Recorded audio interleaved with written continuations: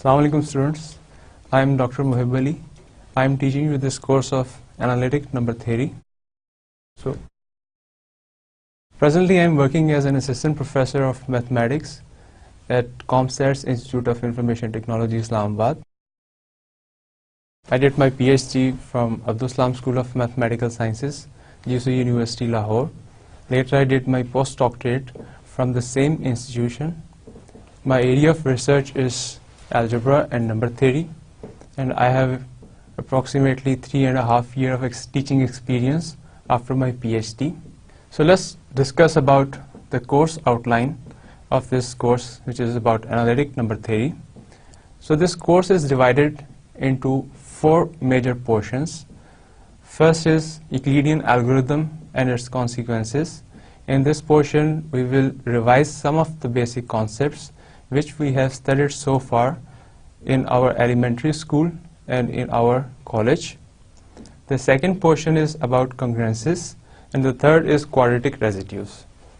So these 2 portions are basically the main contents of elementary number theory. The last portion, which is about the number theoretic functions, is basically about the analytic part of this course, as it is clear from the title, Analytic Number Theory, that we are going to study the number theory and some of the analysis on the basis of which we can make inferences about the number theory. So the text for this course are 2. The first is the book of the Theory of Numbers by Andrew Adler and John E. Curry. And the second text is by Tom M. Apostel, which is Introduction to Analytic Number Theory. The first book is the main text of this course. In this course, we will cover the first 3 portions, which is about the congruences, quadratic residues, and the Euclidean algorithm from the first text, which is by the Andrew Adler. And the last portion, which is about the number theoretic functions, will be covered from the second text, which is Introduction to Analytic Number Theory. So let's start our course. For this, we will go through some basic preliminaries. We will just revise some of the basic concepts. हमने पहले काफ़ी किस्म के numbers देखे हुए हैं कि number से हम क्या मुराद लेते हैं. अगर हम कहें कि 1 is a number, इसी तरीके से हम ये कह सकते हैं कि 1.5 is also a number, 1.67 is also a number. It's the same way -2 is also a number. So what kind of a numbers really we are interested in this course? First of all, by set of natural numbers, I mean the counting 1, 2, 3, 4, and so on, including 0.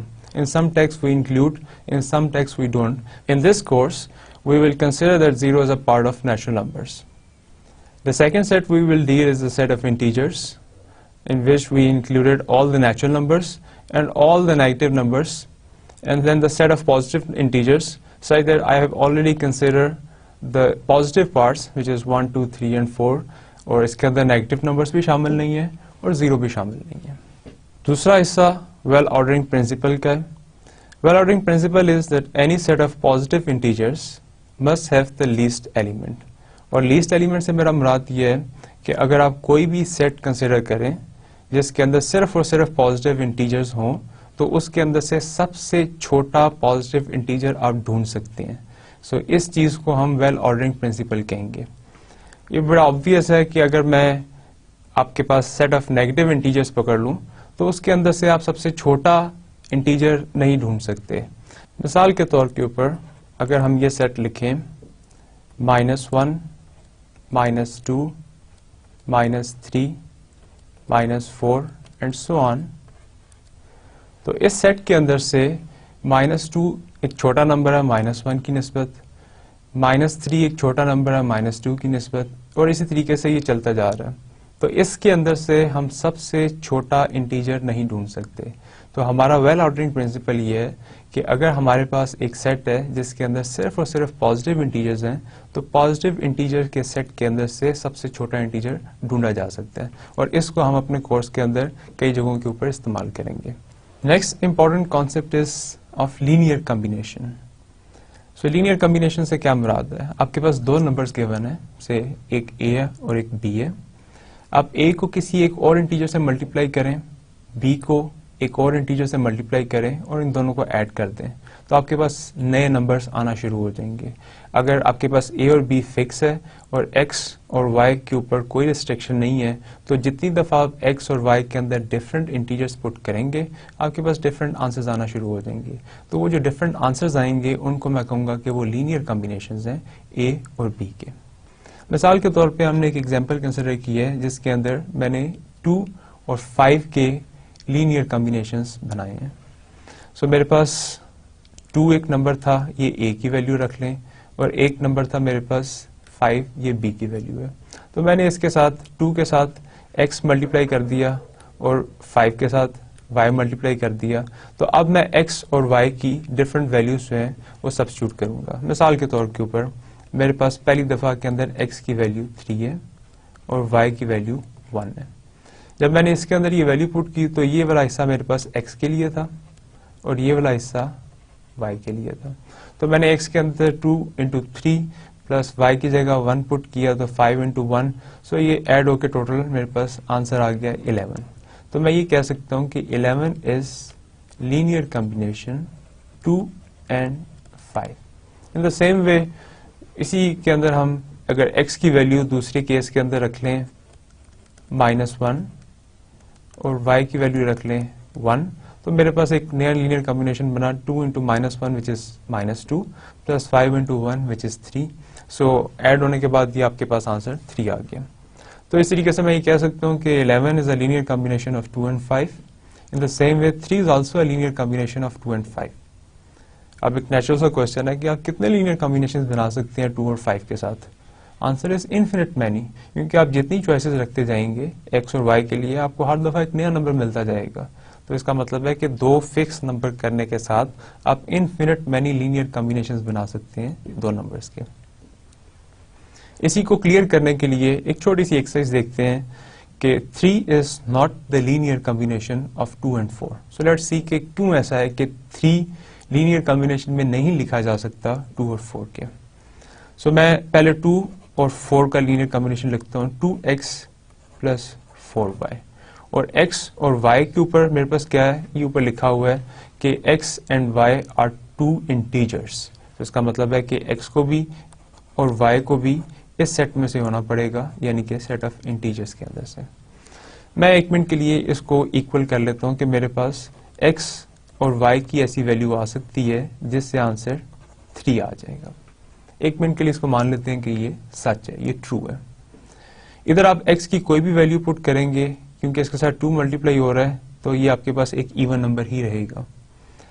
इधर आपके पास 4 into Y है, 4 एक even number है। Even number के साथ आप y की कोई भी वैल्यू सब्स्टिट्यूट करेंगे तो इसका आंसर भी एक इवन नंबर आएगा। जब आप 2 इवन नंबर्स को ऐड करेंगे तो आंसर अगेन एक इवन नंबर आएगा, but 3 is an odd number. इसका मतलब ये हुआ कि आप x और y की जो मर्जी वैल्यू पुट कर लें, इस इक्वेशन के लेफ्ट साइड के ऊपर एक इवन नंबर ही रहेगा, लेकिन राइट साइड के ऊपर एक ऑड नंबर पड़ा हुआ है। तो मैं कंक्लूड इस तरह करूंगा कि x और y की कोई ऐसी वैल्यू नहीं है जिसकी वजह से इस इक्वेशन को सेटिस्फाई करवाया जा सके। So for this reason I can say 3 is not the linear combination of 2 and 4। So हमारा फर्स्ट कॉन्सेप्ट डिविजिबिलिटी का, कि डिविजिबिलिटी से हमारा क्या मुराद है। सो ये एक ऐसी नोशन है जो कि हम एलिमेंट्री स्कूल से पढ़ना शुरू करते हैं। सो हम इसको एक दफ़ा रिवाइज करेंगे सिस्टमेटिक तरीके से, और फिर हम इसको अपनी मैथमेटिकली डिफाइन करेंगे ताकि हम इसको फर्दर यूज कर सकें। So let a and b be two any integers. We say that a divides b if b is a multiple of a. सो हम डिविजिबिलिटी डिफाइन कर रहे हैं इन टर्म्स ऑफ मल्टीप्लिसिटी। अब हमें ये देखना है कि हम कब कहेंगे कि एक नंबर दूसरे नंबर का मल्टीपल है। तो मैं कहता हूं कि b is a multiple of a। इसका क्या मतलब है? इसका मतलब है कि b is equal to some integer into a, यानी कि a को आप किसी से मल्टीप्लाई करें तो फिर b बने। अगर ऐसी बात होगी तो मैं कहूंगा कि b जो है वो a का मल्टीपल है। इधर आपके पास कोई और दूसरा इंटीजर होना चाहिए। मिसाल के तौर पे कोई एग्जांपल कंसिडर करते हैं। मिसाल के तौर पे एक एग्जांपल कंसिडर करते हैं मैं कहता हूं कि 6 is a multiple of 2। So 2 के साथ क्या कोई और दूसरा नंबर पड़ा हुआ है जिसको मैं मल्टीप्लाई करूं तो 6 आंसर आ जाए? ये ऑब्वियस ही बात है कि वो 3 है, तो 2 इंटू 3 इज 6। तो अगर ये बात ट्रू है तो मैं ये कह सकता हूं कि 6 इज अ मल्टीपल ऑफ 2। और इस जो सम अदर इंटीजर हमने यहाँ लिखा हुआ है, इसको अगर हम k का नाम दे लें तो ये जो ऊपर वाली इक्वेशन है, से इसको जो मर्जी आप नाम दे लें, स्टारिक कह लें, इसके अंदर अगर मैं सब अदर इंटीजर को k पुट कर दूं तो ये बन जाएगा b is equal to k into a। So इसका मतलब ये है कि जो मेरी ऊपर वाली डेफिनेशन थी, अब उसको अगर मैं लिखूं तो ये लिखूंगा कि a divides b if there is an integer k such that b is equal to k into a। अगर ऐसा हो तो मैं कहूंगा कि a b को डिवाइड कर रहा है, और इसकी नोशन जो मैं यूज करूंगा वो ये वाली यूज करूंगा, a डिवाइड्स b। सो जब भी लिखा होगा a डिवाइड्स b, इसका मतलब है a डिवाइड्स b। और अगर मैं लिखूं a के साथ ये वाली लाइन लगा दूं तो इसका मतलब है कि a does not divide b। कुछ एग्जांपल्स कंसीडर करते हैं डिविजिबिलिटी की।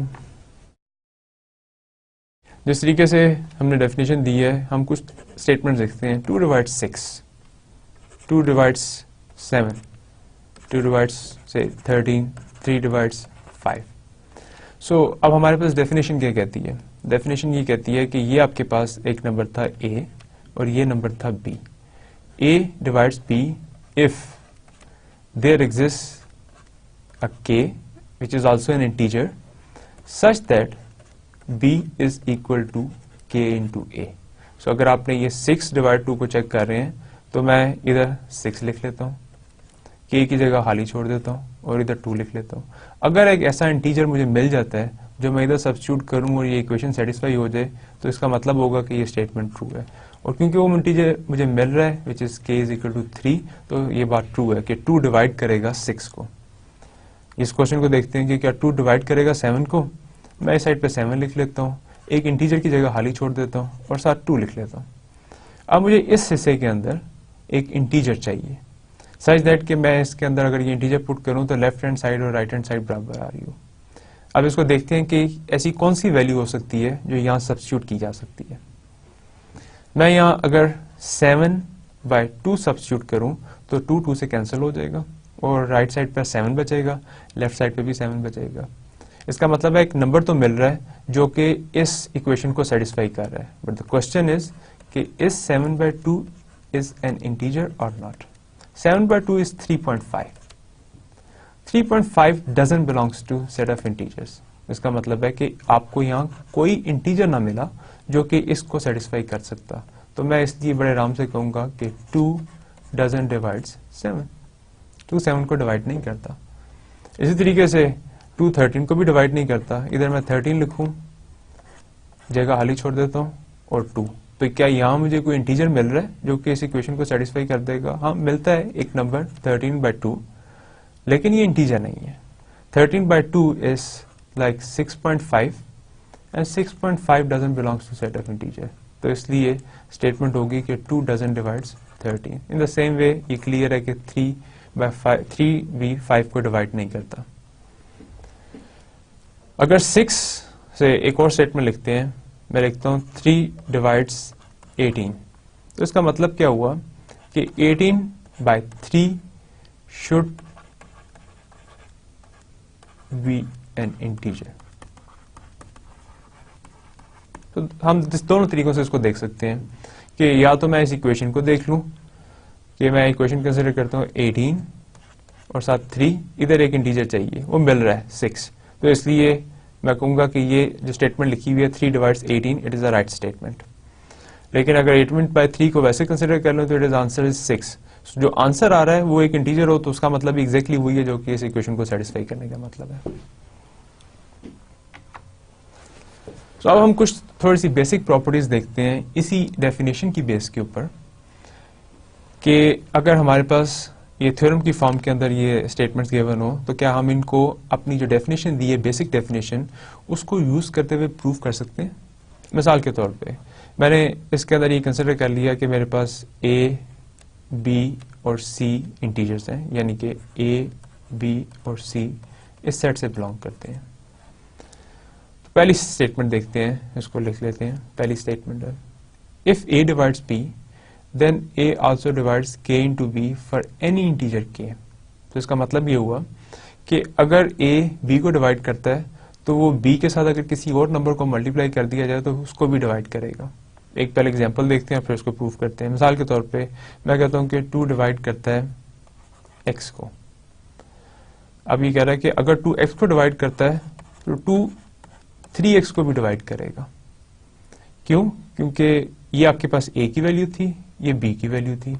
If a divides b then a divides any multiple of that number. तो अगर x को डिवाइड कर रहा था तो 3 उसके साथ मल्टीप्लाई कर लें तो उसे तब भी कोई फर्क नहीं पड़ना चाहिए, तब भी उसको डिवाइड करना चाहिए। अब इसको एक दफा जनरल प्रूफ करने की कोशिश करते हैं, जो हमारी डेफिनेशन है डिविजिबिलिटी की उसकी बेस के ऊपर। सो हमारे पास गिवन है if a divides b। So if a divides b then there exist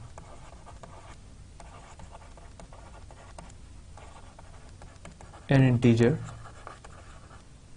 m such that b is equal to a into m।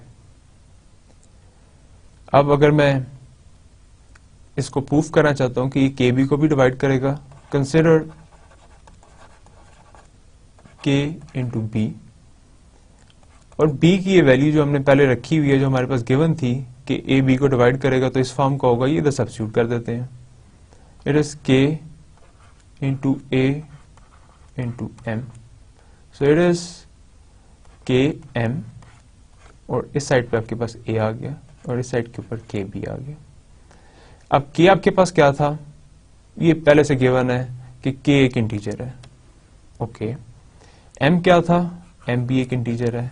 अगर k और m दोनों इंटीजर्स हैं तो k into m is also an integer. So ये आपके पास a एक integer के साथ मल्टीप्लाई होकर k भी आंसर दे रहा है, यानी कि दूसरे लफ्जों में k b is a multiple of a। So what does this mean? This means that a divides k into b और ये हमने प्रूफ कर लिया। तो हमने जो बेसिक डेफिनेशन थी डिविजिबिलिटी को, उसको यूज करते हुए ये जो फर्स्ट हमारे पास प्रॉपर्टी है डिविजिबिलिटी की, उसको प्रूफ किया। तो इसी तरीके से हम अब ये जो बाकी प्रॉपर्टीज है इन्हीं को भी इन बेसिक डेफिनेशन की बेस के ऊपर प्रूफ करने की कोशिश करेंगे। अब हमारी जो दूसरी प्रॉपर्टी है उसको प्रूफ करने की कोशिश करते हैं बेसिक डेफिनेशन अप्लाई करके डिविजिबिलिटी की। सो दूसरी हमारी प्रॉपर्टी है if a divides b and b divides a then a is equal to plus minus b। so ये हमारे पास गिवन है। so एक मिनट के लिए इसका सोल्यूशन देखें। Suppose a divides b and b divides a then b is equal to a into m and a is equal to b into some n where m and n are integers। so अभी तक मैंने सिर्फ और सिर्फ जो basic definition है divisibility की उसको यूज किया। अगर a b को डिवाइड करता है तो b a का मल्टीपल होगा, ये इधर लिखा हुआ है कि b a का मल्टीपल है, यानी कि एक इंटीजर एग्जिस्ट करता है, उसके साथ अगर a को मल्टीप्लाई करें तो b के बराबर आ जाएगा, यानी कि a is a multiple of b। इसी तरीके से ये भी मेरे पास गिवन है कि b डिवाइड्स a, इसका मतलब है कि a जो है वो b का मल्टीपल है। तो मैंने ये लिख लिया कि a is equal to multiple of b, यानी कि b के साथ अगर मैं कोई और इंटीजर मल्टीप्लाई करूं तो आंसर a आ रहा है। तो ये दो चीजें मेरे पास गिवन थी और इनकी बेस के ऊपर मैंने ये प्रूफ ये करना है कि a और b के अंदर रिलेशन सिर्फ और सिर्फ साइन का होगा, या a और b बराबर होंगे या उनके अंदर साइन का डिफरेंस होगा कि a माइनस b के बराबर होगा। सो ये प्लस माइनस का मतलब है कि either a is equal to b और a is equal to minus b। So अब ये दो मेरे पास इंफॉर्मेशन ऑलरेडी गिवन थी, इसमें से मैं ये जो सेकंड वाली है इसके अंदर से a की जो वैल्यू है ये फर्स्ट वाली में सब्स्टिट्यूट कर देता हूँ। So b is equal to a की वैल्यू थी b इंटू n और साथ m वैसे का वैसे ही आ गया। सो इस के अंदर यहाँ मैंने इस हिस्से के अंदर मैंने ये जो वैल्यू थी a की ये इसके अंदर सब्स्टिट्यूट कर दी, क्योंकि ये मेरे पास इंफॉर्मेशन पहले से गिवन थी, ये इधर सब्स्टिट्यूट की। अब इसको मैं लिखता हूँ b इज इक्वल टू, सीधा लिख लेते हैं, b is equal to m n और b, ये आ रहा है b minus b m n is equal to 0, इसमें से b को कॉमन निकाल लेते हैं, 1 minus m n is equal to 0। अब हमारे पास b जो है वो तो 0 नहीं था, ऑफ कोर्स ये हमारे पास गिवन था कि a और b कोई भी इंटीजर्स हैं, क्योंकि हम 0 के जो नंबर है उसकी डिविजिबिलिटी चेक नहीं करेंगे। If b is not equal to 0 और ये किसी एक नंबर के साथ मल्टीप्लाई होकर आंसर दे रहा है, तो एक ही ऑप्शन रह जाती है कि उस नंबर को 0 होना पड़ेगा। अगर वो नंबर 0 हो गया तो इसका मतलब है m n is equal to 1। अब m और n क्या थे, ये इधर गिवन है, m एक इंटीजर था और n एक इंटीजर था। सो अगर दो इंटीजर्स मल्टीप्लाई होकर 1 दे रहे हो तो उन इंटीजर्स के लिए क्या ऑप्शंस है कि उनकी क्या वैल्यूज हो सकती हैं। अगर आप m की वैल्यू 1 लगाएं तो n को भी 1 होना पड़ेगा, और अगर आप m की वैल्यू -1 लगाएं तो n को भी -1 होना पड़ेगा। तो इसके अलावा कोई ऑप्शन नहीं है। इसके अलावा अगर आप m की वैल्यू से 2 लगाएंगे तो n को 1/2 होना पड़ेगा, लेकिन 1/2 एक इंटीजर नहीं है। तो इसका मतलब है कि आप कोई भी दूसरा नंबर इसकी जगह सब्स्टिट्यूट नहीं कर सकते, क्योंकि जो भी आप नंबर सब्स्टिट्यूट करेंगे दूसरा नंबर उसका रेसिप्रोकल होगा। सो अगर एक इंटीजर आपने 3 पुट कर लिया है m की जगह, तो n की वैल्यू 1/3 होनी चाहिए, तभी वो कट के आपस में मल्टीप्लाई होकर आंसर 1 देगा। लेकिन 1/3 की आपको इजाजत नहीं है, क्योंकि आपने ये रिस्ट्रिक्शन लगा दी मल्टीपल की फॉर्म के अंदर कि m और n को इंटीजर्स होना चाहिए। इसका मतलब है कि m और n के लिए सिर्फ ये 2 ऑप्शंस बची। अगर m और n के लिए 2 ऑप्शंस बची हैं तो इस जगह के ऊपर अगर आप m और n की ये वैल्यूज पुट कर दें तो या आपके पास 2 ऑप्शंस आती हैं कि या b a के बराबर होगा या b माइनस a के बराबर होगा। तो मैं कंक्लूड करके ऐसा लिख सकता हूँ कि b is equal two plus minus a। It's very obvious कि अगर हम दोनों पॉजिटिव नंबर्स कंसिडर करें और पॉजिटिव नंबर्स एक दूसरे को डिवाइड कर रहे हो तो सिर्फ एक ही ऑप्शन है कि दोनों नंबर बराबर होंगे, उसके अलावा कोई ऑप्शन नहीं है। इसी तरीके से हम अब थर्ड प्रॉपर्टी प्रूव करने की कोशिश करते हैं डिविजिबिलिटी की बेसिक डेफिनेशन से। सो थर्ड प्रॉपर्टी है, if a divides b and b divides c then a divides c, where a, b and c are integers. So हमारे पास ये इंफॉर्मेशन गिवन है कि एक नंबर दूसरे को डिवाइड करता है और दूसरा आगे से किसी तीसरे नंबर को डिवाइड करता है, तो पहला नंबर भी तीसरे नंबर को डिवाइड कर रहा होगा। सो हम इसको ट्रांजिटिव प्रॉपर्टी कहते हैं आमतौर पे। तो देखें इसको हम कैसे प्रूफ करते हैं। ये हमारे पास गिवन है, suppose a divides b and b divides c. This means there exists integers m and n belongs to c such that b is equal to a into m and c is equal to b into n. क्योंकि b a का multiple होना चाहिए तभी a b को divide करेगा, और c जो है वो b का मल्टीपल होना चाहिए तभी b c को डिवाइड करेगा। अब हमारा ट्रिक वही वाला पहले वाला है कि हमने रिलेशन निकालना है a और c के दरमियान, ये हमारा रिलेशन निकालना है। तो हम बेसिकली इधर से किसी एक इक्वेशन को दूसरे के अंदर सब्स्टिट्यूट कर देते हैं ताकि a और c का आपस में रिलेशन निकले। सो ये फर्स्ट इक्वेशन में b की वैल्यू है, ये b की वैल्यू इस जगह के ऊपर सब्स्टिट्यूट कर लेते हैं। तो ये इक्वेशन आपके पास बनेगी c is equal to a into m और साथ ये n आ गया। तो ये जो मेरे पास b की वैल्यू थी इधर आपके पास, ये मैंने इधर उठा के सब्स्टिट्यूट कर दी इस इक्वेशन में। तो ये इक्वेशन वैसे ही साइड पे वैसे ही आ गई, c इज इक्वल टू और b के बराबर था a इंटू m के, तो ये आ गई। अब मैं इसको सीधा करके लिखूं तो ये लिखा जाएगा m n को इकट्ठा कर लेता हूँ और a को इस साइड पे निकाल लेता हूँ। इसका क्या मतलब है? इसका मतलब ये है कि c जो है वो a का मल्टीपल है। क्यों? क्योंकि m और n मुझे पहले से गिवन है कि इंटीजर्स हैं। अगर मेरे पास दो इंटीजर्स हो और मैं उनको आपस में मल्टीप्लाई कर दूं तो अगेन एक इंटीजर आएगा। इसका मतलब है कि ये वाला हिस्सा जो है ये एक इंटीजर है। तो c बराबर है इंटीजर इंटू a। यानी कि c a का मल्टीपल है. This means a divides c और इन रोटेशन a डिवाइड्स c. सो मैंने इसको प्रूफ कर दिया. इसी तरीके से in the same way the fourth property is about the linear combinations. तो हमारे पास क्वेश्चन ये गिवन है कि if a divides b and a divides c, then a divides bs plus c into t for any s and t belongs to integers. So ये आपके पास ये क्या लिखा हुआ है, पहले इसको देख लेते हैं. अगर आपके पास b और c दो नंबर्स हैं तो इसका लीनियर कॉम्बिनेशन कैसा बनेगा, bx प्लस cy. x की आप कोई भी वैल्यू लगा सकते हैं इंटीजर्स में से और y की कोई भी वैल्यू लगा सकते हैं इंटीजर्स में से. सो अगर आपने x की वैल्यू s लगाई हो और y की वैल्यू t लगाई हो तो ये ऊपर आपके पास एग्जैक्टली लीनियर कॉम्बिनेशन लिखा हुआ है b और c का. सो ये जो ऊपर वाली आपके पास स्टेटमेंट बनी, ये क्या कह रही है, ये कह रही है कि अगर आपके पास एक नंबर है जो कि b को भी डिवाइड करता है और वही नंबर c को भी डिवाइड करता है, so a divides b and a divides c, then a should also divide any linear combination of b and c. So ये जो आपके पास आगे लिखा हुआ है, it is just the linear combination of b and c.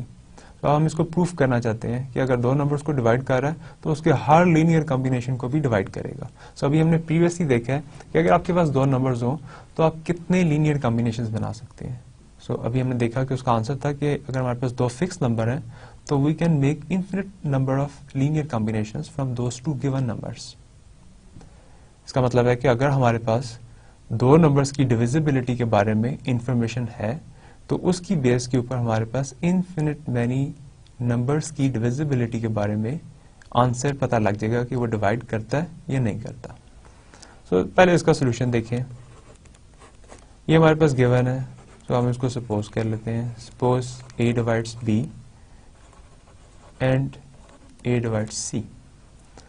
This means there exist integers m n belongs to z such that b is equal to a into m and c is equal to a into n. ये हमारे पास given है और consider कर लेते हैं जिस number की डिविजिबिलिटी हम चेक कर रहे हैं, वो हम चेक कर रहे हैं bs प्लस ct की. ऊपर वाली जो हमारे पास इंफॉर्मेशन गिवन है कि b a का मल्टीपल होगा, c a का मल्टीपल होगा, ये इधर इसके अंदर सब्स्टिट्यूट कर देते हैं. सो b की जगह मैं उसकी वैल्यू सब्स्टिट्यूट कर रहा हूँ a इंटू m और आगे ऐसा आ गया plus c a into n और आगे आपके पास t आ गया. और अगर मैं इसके अंदर से दोनों हिस्सों में से यानी कि एडिशन के लेफ्ट साइड पे और एडिशन के राइट साइड पे इसमें से a कॉमन ले लूँ तो ये बचेगा ms plus nt into a और इस साइड पे आपके पास लिखा हुआ है bs प्लस ct. सो अब जरा इस हिस्से को एनालाइज कर लेते हैं कि ये जो चीज अंदर लिखी हुई है ये क्या है. इसके अंदर मेरे पास चार डिफरेंट क्वांटिटीज आ रही हैं, m, s, n and t. m और s के बारे में ये इंफॉर्मेशन है कि ये इंटीजर्स हैं. s और t के बारे में इंफॉर्मेशन है कि इंटीजर्स हैं. अगर आप इंटीजर्स को आपस में मल्टीप्लाई करें आंसर एक इंटीजर रहेगा, उसको एक और इंटीजर में ऐड करें आंसर एक इंटीजर रहेगा. तो मुझे पता लगा कि जो सारी की सारी चीज लिखी हुई है ये बेसिकली एक इंटीजर है. तो ये जो पूरे का पूरा नंबर है इस साइड पे bs plus ct, it is equal to a into some integer. In other words this number is a multiple of a. What does this mean? This means that a divides bs plus ct. यानी कि अगर b और c को ये divide कर रहा है तो उसके हर लीनियर कॉम्बिनेशन को भी ये डिवाइड करेगा. सो ये कुछ बेसिक प्रॉपर्टीज थी जिनको हम आने वाले लेक्चर्स के अंदर और आने वाले थ्योरम्स या एक्सरसाइजेस के अंदर यूज करेंगे. सो अब हमारे पास एक आइडिया है कि किस तरीके से डिविजिबिलिटी की बेसिक नोशन और बेसिक डेफिनेशन को यूज करते हुए हम कुछ प्रॉपर्टीज को प्रूव कर सकते हैं. नेक्स्ट हमारा सबसे इम्पोर्टेंट कॉन्सेप्ट इस कोर्स का विच इज डिवीजन एल्गोरिथम. और ये एक ऐसी चीज है जो कि हम एलिमेंट्री स्कूल से पढ़ना शुरू कर देते हैं. सो एक एग्जाम्पल देखते हैं, उसको रिविजिट करते हैं कि बेसिकली डिवीजन एल्गोरिथम हम किस चीज को कहते हैं और फिर हम उसको देखेंगे कि इस कोर्स के अंदर हम उसको किस तरीके से यूज करेंगे. सो हमारे पास एक एग्जांपल गिवन है कि मैं डिवीजन एल्गोरिथम अप्लाई करना चाहता हूँ इन दो नंबर्स के ऊपर, 13 और 5 के ऊपर। हम स्कूल में पढ़ते हैं कि अगर 13 और 5 आपके पास गिवन है और आप डिविजिबिलिटी चेक करना चाहते हैं कि 5 13 को डिवाइड करता है या नहीं करता, तो आप 13 लिखेंगे और इधर 5 लिख लेंगे। देन आप डिवीजन स्टार्ट करेंगे। डिवीजन किस तरह स्टार्ट होगी कि आप इस नंबर तक पहुंचने तक जो भी 5 का मैक्सिमम मल्टीपल आता है उस तक जाएंगे। सो 5 1 इज 5, 5 2 इज 10 एंड 5 3 इज 15। 15 इससे एक्सीड हो गया, तो जो उससे पीछे सबसे बड़ा नंबर था जो इससे एक्सीड नहीं होता, मैं उसके साथ मल्टीप्लाई करूंगा। सो 5 2 इज 10, इधर 10 आ गया, रिमाइंडर इज 3। ये अब 5 इधर लिखा हुआ है, इधर 3 लिखा हुआ है, ये डिवीजन पॉसिबल नहीं है, ये फर्दर नहीं जा सकती। इसका मतलब है कि मैं अपनी डिवीजन को इधर ही स्टॉप करूंगा। 13 is equal to 5 into 2 plus 3। So ये जो स्टेटमेंट लिखी हुई है कि 13 में से आप 5 का कितना मैक्सिमम मल्टीपल निकाल सकते हैं और बाकी क्या बचेगा। सो ये हमें पता है कि ये आपके पास नंबर है जिसको हम डिवाइड कर रहे हैं। 5 इज अ डिवाइजर जो इसको डिवाइड करेगा, 2 is a quotient and 3 is a reminder. So in terms को हम पहले से पढ़ चुके हैं, हम इसको दोबारा प्रॉपर्ली एक्सप्लेन करेंगे। लेकिन ये जो आपके पास लिखी हुई है एक इक्वेशन, ये बेसिकली डिवीजन एल्गोरिथम है। सो बेसिकली हमारा जो कंसर्न है वो इस इक्वेशन को स्टडी करना है कि ये इक्वेशन आती किस तरीके से है। और ये जो हम काम करते हैं अपने स्कूल्स के अंदर, ये बेस कर रहा होता है इस इक्वेशन की वजह से। तो हमारा कंसर्न ये है कि ये कैसे आएगी, और ये एक वर्किंग रूल है कि हम डिवीजन करेंगे कैसे, जो कि हम अपने एलिमेंट्री स्कूल के अंदर स्टूडेंट्स को सिखाते हैं। तो सबसे पहले देखते हैं कि ये डिवीजन एल्गोरिथम का प्रूफ क्या है हमारे पास। तो डिवीजन एल्गोरिथम ये कहता है कि अगर आपके पास कोई भी दो नंबर्स हैं ए और बी, तो उनके लिए दो यूनिक नंबर एग्जिस्ट करेंगे Q and R, such that कि मैं ये स्टेटमेंट लिख सकूं B is equal to AQ plus R, जिसके अंदर जो R है जिसको हम रिमाइंडर कहते हैं, ये डिवाइजर से छोटा ही होगा लेकिन पॉजिटिव होगा। सो अगर हमारे पास इस चीज का प्रूफ हो तो इसका मतलब यह है कि हम हमेशा ये एल्गोरिथम दो नंबर्स के ऊपर अप्लाई कर सकते हैं। अब इसको एक दफा प्रूफ देखते हैं कि फिर हम प्रूफ कैसे करेंगे। Consider set of positive integers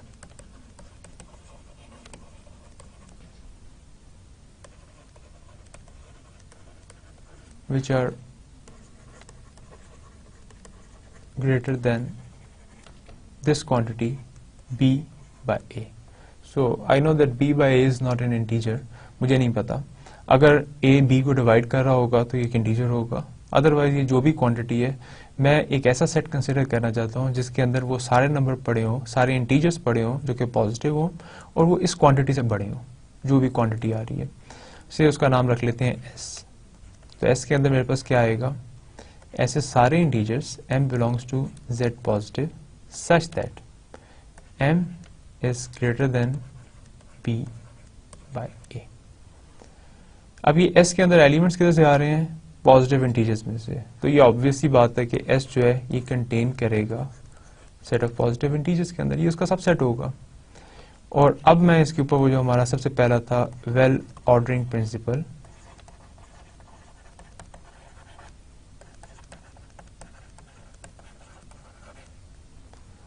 S must have least element। Well ordering principle क्या कहता था, वेल ऑर्डरिंग प्रिंसिपल ये कहता था कि अगर आप कोई भी एक ऐसा सेट रखें जिसके एलिमेंट्स पॉजिटिव इंटीजर्स हो, तो उनके अंदर से सबसे छोटा पॉजिटिव इंटीजर निकाला जा सकता है। अब ये जो आपके पास सेट है S, ये पॉजिटिव इंटीजर्स का सेट है। अगर ये पॉजिटिव इंटीजर्स का सेट है तो इसके अंदर से सबसे छोटा एलिमेंट निकाला जा सकता है। से उसका नाम रख लेते हैं कि Z is the least element of S। अब Z अगर इसका लीस्ट एलिमेंट है तो वो इस सेट की कंडीशंस को सेटिस्फाई करेगा, यानी कि b बाय a छोटा होगा z से, और ये बराबर हो सकता है z माइनस 1 के, यानी कि b बाय a या तो उससे पिछले इंटीजर के बराबर होगा या वो कोई फ्रैक्शन में होगा तो उससे पिछले इंटीजर से उसकी एक वैल्यू आगे होगी, जिसकी अभी हम एक एग्जांपल कंसिडर करते हैं ताकि इसको एक्सप्लेन कर सकें मजीद। अब ये इनइक्वालिटी हमारे पास आ गई, हम इसके अंदर सेट कर लेते हैं, ये जो हम q बनाना चाह रहे हैं q रख लेते हैं, q is equal to z minus 1। So अगर हम ये 1 मिनट के लिए z माइनस 1 का नाम q रख लें तो ये इनइक्वालिटी हमारे पास क्या बनेगी, it is q is less than equal to b bye a is less than equal to, so if q is z minus 1 then q plus 1 is c। So इधर आपके पास आ गया q प्लस 1, a को दोनों sides में multiply करते हैं तो ये आ जाएगा a q is less than equal to b is less than a q plus a, क्योंकि a इसे मल्टीप्लाई होगा तो a q प्लस a आ जाएगा। अब मैं सारी इक्वेशन के अंदर से a q को माइनस कर देता हूँ, तो a q में से a q माइनस हो जाएगा तो इधर 0 आ गया, इधर आपके पास b माइनस a q आ गया, और इधर आपके पास खाली a बच गया, क्योंकि a q इसमें से माइनस मैंने कर दिया, पूरी इनइक्वालिटीज में से, इन तीनों क्वांटिटीज में से a q को माइनस कर दिया। ये जो लास्ट मेरे पास सेंटर वाली क्वांटिटी आई है इसको मैं सेट कर लेता हूँ r की वैल्यू के तौर पे। So r is equal to b minus a q, this implies that b is equal to a q plus r, और यही हम बनाना चाह रहे थे कि b a q plus r बन जाएगा, यानी कि हमारे पास वेल ऑर्डरिंग प्रिंसिपल की बेस के ऊपर एक नंबर आ गया जो कि एग्जिस्ट करेगा। अगर वो एग्जिस्ट करेगा तो हमने q बनाया जो कि z की बेस के ऊपर था, तो इसका मतलब है q भी एग्जिस्ट करेगा, और उसके ऊपर फिर हमने b और a और q अगर आ गए तो उसकी बेस पे हमने एक नया नंबर बनाया r, वो भी एग्जिस्ट करेगा। तो फाइनली इसका मतलब है कि अगर हमारे पास a और b दो नंबर्स गिवन हो तो हम वेल ऑर्डरिंग प्रिंसिपल की बेस के ऊपर ये अगले दो नंबर बना सकते हैं, सच दैट कि ये कंडीशन ऑटोमेटिकली सेटिस्फाई हो रही होगी। r की वैल्यू है b माइनस ए क्यू के, तो अगर ये r की वैल्यू इधर लिखी हुई है तो r जो है वो 0 और a के दरमियान रहेगा, तो इसका मतलब है कि ये जो हम थ्योरम है इसका फॉर्मल प्रूफ लिख दिया। अब इसको एक एग्जांपल जो हमने पहले की है उसको रिविजिट करते हैं और दोबारा से देखते हैं कि ये प्रूफ किस तरीके से काम कर रहा है। सो लेट्स सपोज कि मेरे पास जो नंबर्स थे वो थे 13 एंड 5। अब 13 और 5 के लिए मैंने थ्योरम कंस्ट्रक्ट किया, तो उसके अंदर मैंने सबसे पहले एस सेट कंस्ट्रक्ट किया, उसके अंदर वो सारे के सारे नंबर्स होंगे जो कि पॉजिटिव होंगे और जिनके ऊपर ये कंडीशन होगी कि वो नंबर्स b बाय a से बड़े होंगे। सो इधर मेरे पास आ रहा है b की वैल्यू 13 और a की वैल्यू 5, तो मेरे पास ये सारे के सारे नंबर्स हैं कि 13 बाय 5 से क्या मुराद है, तो m belongs to positive integer such that m is greater than, so इसकी एक अप्रोक्सीमेटेड वैल्यू आ जाएगी 2 और 6, सो इट इज 2.6। सो मुझे वो सारे के सारे पॉजिटिव इंटीजर्स चाहिए जो 2.6 से बड़े हों, तो एक मिनट देखते हैं कि वो कौन से इंटीजर्स हैं।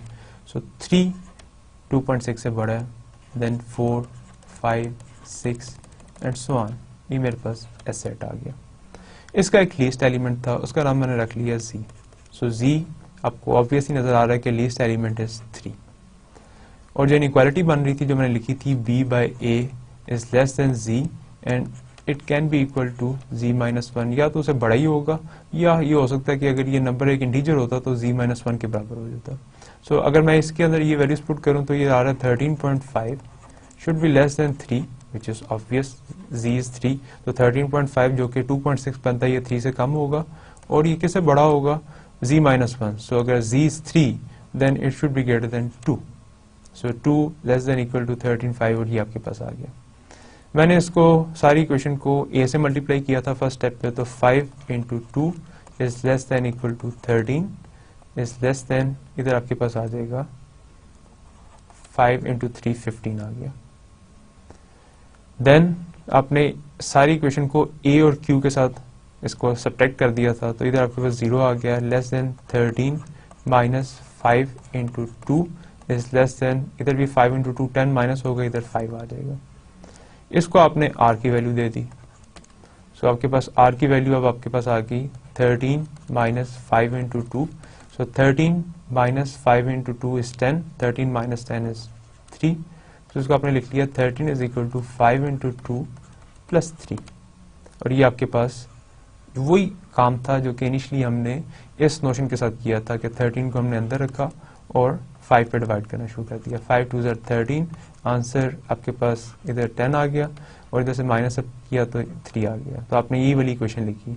सो बेसिकली इसका मतलब ये है कि हमने एक एल्गोरिथम डेवलप कर लिया. एक प्रूफ हमारे पास फॉर्मल प्रूफ आ गया कि हम जब भी दो नंबर्स होंगे ये काम कर सकते हैं. सो अब हम इसको यूज करेंगे फर्दर अपने नेक्स्ट कंसर्न के अंदर. नेक्स्ट हमारा टॉपिक है ग्रेटेस्ट कॉमन डिवाइजर. जिस तरीके से हमने पहले बताया कि ये वो कुछ टॉपिक्स हैं जो कि हम अपने एलिमेंट्री स्कूल्स के अंदर पढ़ते हैं कि डिविजिबिलिटी का क्या मुराद है. दो नंबर गिवन है तो एक को दूसरे पे डिवाइड कैसे करना है, चेक कैसे करना है कि डिवाइड करता है या नहीं करता. अगर रिमाइंडर 0 आ रहा है तो डिवाइड करता है, अगर रिमाइंडर 0 के अलावा कोई और नंबर आ रहा है तो दिस मीन्स कि ये डिवाइड नहीं करता. तो इसी तरीके से अब हम ग्रेटेस्ट कॉमन डिवाइजर को एक दफा देखते हैं और उसकी प्रॉपर्टीज को देखेंगे कि ग्रेटेस्ट कॉमन डिवाइजर की क्या प्रॉपर्टीज है. तो पहले ग्रेटेस्ट कॉमन डिवाइजर है क्या. It is the largest positive integer that divides both a and b is called the greatest common divisor of a and b and denoted by this notion a and b. So एक example के लिए सिर्फ इसको revisit करने के लिए हम दो नंबर चूज कर लेते हैं. ये a आपके पास और ये b है. तो इसका GCD का क्या मतलब होगा. सो डेफिनेशन से क्लियर है कि ये इन दो नंबर्स के कॉमन डिवाइसेस का सबसे बड़ा एलिमेंट होगा. तो पहले तो देखते हैं कि 42 के डिवाइसेस कौन से हैं. सो 42 के डिवाइसेस देखते हैं. 1 42 को डिवाइड करता है. 1 42 is 42 यानी कि 1 का मल्टीपल है. 2 42 को डिवाइड करता है. Yes 2 into 21 is 42. उसका मतलब है 2 भी डिवाइड करता है. क्या 3 डिवाइड करता है.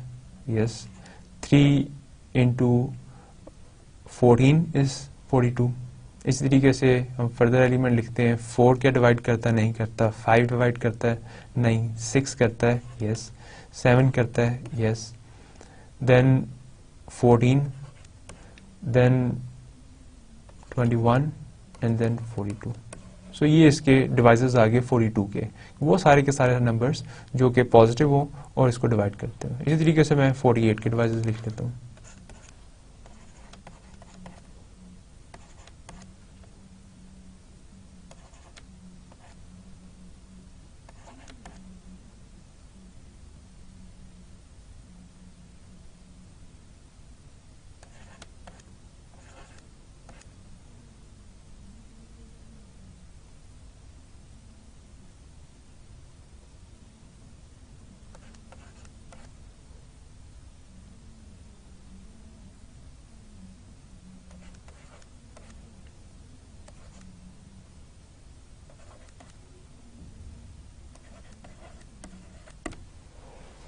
तो ये हमने दोनों के डिवाइसेस देख लिए. अब कॉमन डिवाइजर्स क्या हैं. 42 और 48 के. सो कॉमन डिवाइजर से मुराद कि वो डिवाइसेस जो कि ऊपर वाले सेट के अंदर भी हो और नीचे वाले सेट के अंदर भी हो, यानी कि वो नंबर्स जो एट द सेम टाइम 42 को भी डिवाइड करें और 48 को भी डिवाइड करें. So first number is 1 then 2 3 6. उसके अलावा यहाँ 7 है, इधर नहीं है. 14 इधर नहीं है. 21 इधर नहीं है. 42 इधर नहीं है. और इधर के जो 6 के अलावा बड़े हैं 8 इधर नहीं है. 12 इधर नहीं है. सो इसके अलावा कोई भी कॉमन डिवाइसेस में नहीं पड़े हुए. सो ये ऐसे नंबर थे जो कि दोनों जगह पड़े हुए थे. 1 इधर भी था, इधर भी था. 2 इधर भी था, इधर भी था. 3 6. सो ये कॉमन डिवाइसेस थे. ये लिख लिए. अब ग्रेटेस्ट कॉमन डिवाइजर क्या है. GCD. It is the maximum of this set, यानी कि जो कॉमन डिवाइसेस हैं उनका सबसे बड़ा एलिमेंट. सो सबसे बड़ा एलिमेंट 6 है. So this means the GCD of 42 and 48 is 6. और यह नोशन के अंदर लिखूंगा तो 42 और 48 का जो GCD है दैट इज 6. अभी हम बाद में देखेंगे कि हम इसके लिए क्या एल्गोरिथम डेवलप कर सकते हैं जिसकी मदद से हम इसको निकाल दें. लेकिन अभी हम नाइवली यानी कि बुनियादी तौर पे सिर्फ और सिर्फ उसकी डेफिनेशन देख रहे हैं और देख रहे हैं कि उसको अप्लाई कैसे करेंगे और फिर जो GCD है इसकी प्रॉपर्टीज क्या हैं, हम इसके साथ किस तरीके से काम कर सकते हैं. तो डेफिनेशन इसकी क्लियर है कि हमारे पास अगर दो नंबर्स गिवन है तो उन दो नंबर्स के जो कॉमन डिवाइजर्स हैं उनका जो सबसे बड़ा कॉमन डिवाइजर है, यानी कि उस सेट का जो सबसे बड़ा एलिमेंट है, वो कहलाएगा ग्रेटेस्ट कॉमन डिवाइजर। अब हमारा जो ये प्रूफ है, थ्योरम है, ये सबसे इम्पॉर्टेंट थ्योरम है जो कि हम यूज करेंगे आने वाले नेक्स्ट कंसर्न के अंदर। The greatest common divisor of two numbers a and b is the smallest positive linear combination of a and b। अब हम एक रिलेशन बना रहे हैं दो क्वांटिटीज के अंदर। पहली क्वांटिटी जीसीडी यानी कि दो नंबर्स का ग्रेटेस्ट कॉमन डिवाइजर, और दूसरी क्वांटिटी है कि अगर हमारे पास ए और बी गिवन हो तो उनका जो सबसे छोटा पॉजिटिव लीनियर कॉम्बिनेशन बनाया जा सकता है, ये दोनों एक ही चीजें हैं। ये दूसरे लफ्जों में एक ही चीज के दो नाम है। तो प्रूफ करने के लिए जरा एक आइडिया लेते हैं कि हम इसको प्रूफ कैसे करेंगे। So let D is equal to GCD of A and B, या सिंपली मैं इसको इस तरह लिख लेता हूँ कि मैंने एक क्वांटिटी का नाम ये रख दिया और दूसरी क्वांटिटी का नाम एक M रख लेता हूँ। M is the least positive linear combination of A and B, यानी कि M जो है वो इस फॉर्म का होगा AS plus D into B for some S and T belongs to integers and it is least। तो least का मतलब हम पहले से क्लियर कर चुके हैं कि आप S और T के अलावा अगर कोई भी वैल्यू रखेंगे तो आप इससे छोटा नंबर नहीं बना सकते। लीस्ट का ये मतलब है। अब हमारा क्लेम क्या है कि ये D और M ये असल में एक ही चीज है, यानी कि greatest common divisor of two numbers A and B is the smallest positive linear combination of A and B। So अब इनका रिलेशन देख रहे हैं हम कि क्या होगा। सो अगर ये दोनों एक ही चीज है तो इसका मतलब है कि M के अंदर वो खसूसियात होनी चाहिए, वो प्रॉपर्टीज होनी चाहिए जो D के अंदर है। सो D के अंदर प्रॉपर्टी ये है कि D जो है ये डिवाइड करता है A और B को, और जितने भी कॉमन डिवाइजर्स हैं उनमें से सबसे बड़ा है। देखते हैं कि क्या M भी डिवाइड करता है A और B को कि नहीं। सो हम कंसिडर करते हैं division algorithm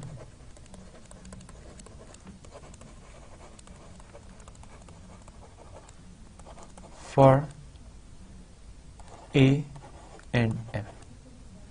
so division algorithm ये कहता है कि अगर आप कोई भी दो नंबर चूज कर लें तो उनके लिए दो और नंबर एग्जिस्ट करेंगे Q and R such that कि आप वो इक्वेशन लिख सकेंगे। तो वो डिवीजन एल्गोरिथम कहता है कि इक्वेशन ये होगी A is equal to MQ plus R with 0 is less than R is less than M, यानी कि जो आपके पास रिमाइंडर आएगा वो पॉजिटिव होगा और M से यानी कि जिससे आप डिवाइड कर रहे हैं उससे छोटा ही रहेगा। सो ये मैंने डिवीजन एल्गोरिथम अप्लाई किया दो नंबर्स पे A और M के ऊपर, और डिवीजन एल्गोरिथम ये कहता है कि दो ऐसे नंबर जरूर एग्जिस्ट करेंगे, यानी कि वो इंटीजर्स होंगे Q और R, और इस इक्वेशन को सेटिस्फाई कर रहे होंगे विद दिस रिस्ट्रिक्शन। अब मैं जो M की प्रॉपर्टी है कि M जो है ये लीनियर कॉम्बिनेशन है, वो इधर सब्स्टिट्यूट करता हूँ, देखता हूँ कि क्या बनता है। सो M की जब हम वैल्यू पुट करेंगे तो M की वैल्यू है AS plus TB Q plus R। तो ये आपके पास इसकी वैल्यू आ गई। अब इसके अंदर से हम A को कॉमन निकाल लेते हैं और बाकी हिस्से को अलहदा कर लेते हैं, तो मेरे पास R की वैल्यू क्या बनेगी। सो अगर ये वाली इक्वेशन के उस साइड के ऊपर चला जाए ये वाला पोर्शन, तो ये बनेगा A माइनस ASQ, इसके साथ मल्टीप्लाई हो गया, प्लस TBQ। तो मैंने सिर्फ और सिर्फ इस हिस्से को उठा के इस इक्वेशन के दूसरी साइड पे ले गया, यानी कि वो A में से सब्ट्रैक्ट हो गया। सो R इसके बराबर आ गया। तो मैं लिख सकता हूँ R is equal to A common ले लिया इस क्वांटिटी में से और इस क्वांटिटी में से, तो बचेगा 1 माइनस SQ, और ये माइनस इसके साथ मल्टीप्लाई होगा तो इधर मैं प्लस ही रहने देता हूँ और माइनस अंदर लगा देता हूँ, माइनस TQ और B बार लगा देता हूँ। अब ये जो मेरे पास इक्वेशन लिखी हुई है इसके अंदर लिखा हुआ है R बराबर है A into something plus b into something, और ये जो अंदर वाली सारी की सारी क्वांटिटीज हैं ये सारे के सारे इंटीजर्स हैं, यानी कि s और t इंटीजर्स हैं, ये मुझे गिवन है, q और r ये इंटीजर्स होंगे, ये डेवियन एल्गोरिथम की वजह से पता है, तो ये सब कुछ लिखा हुआ है ये इंटीजर है। तो b एक इंटीजर के साथ मल्टीप्लाई होने के बाद, a एक इंटीजर के साथ मल्टीप्लाई होने के बाद आंसर r दे रहा है। इसका मतलब क्या हुआ कि r is a linear combination of these two quantities, यानी कि r is a linear combination of a and b। सो इसको हम लिख लेते हैं सिर्फ, यानी कि r is linear combination of A and B। लेकिन R के मुतालिक हमें एक और इंफॉर्मेशन भी है कि 0 less than R is less than M, यानी कि R M से छोटा होगा। और M के बारे में एक और इंफॉर्मेशन है कि M is the smallest linear combination of A and B। अब अगर हम तीनों चीजों को कंबाइन करें तो क्या पॉसिबिलिटी बच जाती है? पहली चीज आ रहा है कि R जो है वो लीनियर कॉम्बिनेशन है A और B का। R strictly less than M है, यानी कि बराबर भी नहीं हो सकता, इसको कम होना पड़ेगा, या ये हो सकता है कि ये मैक्सिमम 0 के बराबर हो जाए, ये इस रेंज के अंदर रह रहा है। और उसके बाद आपने ये क्लेम किया हुआ कि M सबसे छोटा लीनियर कॉम्बिनेशन है। अगर m सबसे छोटा लीनियर कॉम्बिनेशन है तो इसका मतलब है कि आप इससे छोटा लीनियर कॉम्बिनेशन a और b का नहीं बना सकते, लेकिन आप कह रहे हैं कि आपने एक लीनियर कॉम्बिनेशन ढूंढ लिया जो कि छोटे से भी छोटा है। ये पॉसिबल नहीं है, क्योंकि अगर वो छोटे से छोटा है तो ये फिर छोटा नहीं था, ये आपकी गलती थी। लेकिन आपने एज्यूम किया हुआ है कि m is the smallest linear combination. इसका मतलब है कि r के पास एक ही पॉसिबिलिटी बचती है कि r 0 हो जाए। अगर r 0 हो गया तो ओरिजिनली मेरे पास इक्वेशन थी a is equal to q m plus r। अगर मैं इसके अंदर put r is equal to 0 तो आपके पास इक्वेशन क्या बचेगी? a is equal to q m. इसका क्या मतलब है कि m के साथ एक इंटीजर मल्टीप्लाई होकर आंसर a दे रहा है, यानी कि a is a multiple of m। This means m divides a, यानी कि m ने a को डिवाइड कर दिया। इसी तरीके से if we apply division algorithm on m and b, we will get m divides b। Same इन्हीं लाइंस के ऊपर ये नतीजा निकल आएगा। इसका मतलब क्या होगा कि m is a common divisor of a and b। तो पहली एक प्रॉपर्टी तो इसके अंदर आ गई है, m के अंदर है। ये बेसिकली क्या था? ये एक लीनियर कॉम्बिनेशन था जो कि स्मॉलेस्ट पॉजिटिव लीनियर कॉम्बिनेशन था, लेकिन इसके अंदर ये प्रॉपर्टी आ गई कि ये a को भी डिवाइड करता है और b को भी डिवाइड करता है। इसका मतलब है कि अगर ये सबसे बड़ा हो जाए तो यही जीसीडी बन जाएगा। अब देखते हैं कि इसका जो ओरिजिनल हमने जीसीडी रखा हुआ है d, उसके साथ क्या रिलेशन है। सो m की वैल्यू थी as प्लस bt और d जो था वो जीसीडी था a और b का, यानी कि d a को भी डिवाइड करता था और d b को भी डिवाइड करता था। अब हमारा एक हमने रिजल्ट अभी किया है जो कि डिविजिबिलिटी की बेसिक प्रॉपर्टीज के अंदर से था कि अगर एक नंबर दो डिफरेंट नंबर्स को डिवाइड करता हो तो उनके हर लीनियर कॉम्बिनेशन को भी डिवाइड करेगा। सो अगर d a को डिवाइड कर रहा है, d b को डिवाइड कर रहा है, तो d a और b के हर लीनियर कॉम्बिनेशन को भी डिवाइड करेगा। इसका मतलब है कि d as प्लस bt को भी डिवाइड करेगा, क्योंकि ये एग्जैक्टली a और b का लीनियर कॉम्बिनेशन है। This implies d divides as plus bt, लेकिन ये एग्जैक्टली m की वैल्यू है। इसका मतलब ये हुआ कि d जो है वो m को डिवाइड करेगा। अब d m को डिवाइड कर रहा है, d भी एक कॉमन डिवाइजर है, m भी एक कॉमन डिवाइजर है, d सबसे बड़ा कॉमन डिवाइजर था। इसका मतलब है कि m के पास क्या ऑप्शन बची कि m इज d, क्योंकि जितने भी कॉमन डिवाइजर्स थे उनमें से ये सबसे बड़ा था, तभी ये जीसीडी बना था। जीसीडी की डेफिनेशन है कि जितने कॉमन डिवाइजर्स हैं उनमें से सबसे बड़ा हो, तो ये d क्या था? कॉमन डिवाइजर्स के अंदर से सबसे बड़ा। अब ये अगर किसी और को डिवाइड कर रहा है तो उसके लिए क्या पॉसिबिलिटी हो सकती है कि वो सिर्फ वो खुद ही होगा, उसके अलावा वो किसी को डिवाइड नहीं कर सकता था, क्योंकि बाकी सारे के सारे उससे छोटे थे।